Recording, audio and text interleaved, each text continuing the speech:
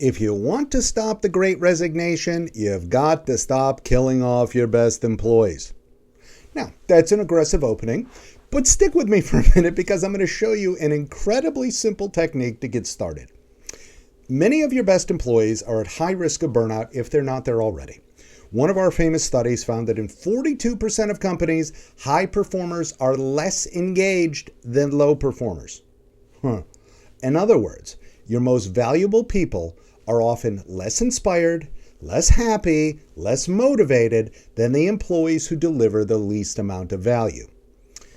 There are a lot of reasons for this, but there's a simple illustration. Imagine it's late Friday afternoon, just as you're about to leave the office, your boss dumps a potentially career-making project in your lap due Monday morning at 9 a.m. You won't get it done without help from one of your employees, so you and your employee are both in for a long weekend of work. Now, which of your employees are you going to ask for help? Your best high performer or one of your low performers?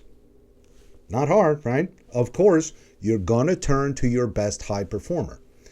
Imagine a similar situation happens again the next week.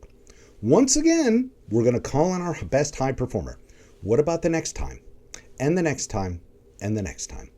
Do this thought experiment enough times and you quickly realize that the person with the toughest job and maybe the worst job in your company or your department is likely your best high performer.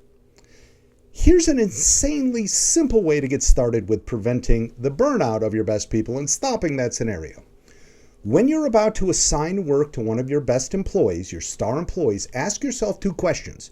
First, if I assign this task to a middle performer instead of a high performer, would this be a good growth opportunity for that middle performer?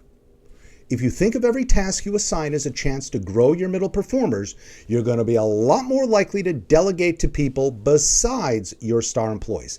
And by the way, by growing others on the team, like middle performers, you'll be drastically increasing your own leadership effectiveness. And then the second question, being brutally honest with myself, could this task be delayed for a few hours or even days?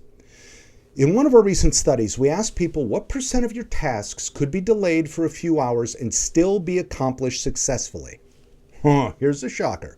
65% of people said that the majority of their work could be delayed and still be accomplished successfully. So listen, let's stop treating every task like it's an urgent four-alarm fire. Even emergency rooms triage patients based upon their severity. Broken ankles are not as urgent as myocardial infarctions. So let's get real about the intensity of the work we assign and think about both developing others on the team and not killing off our highest performers.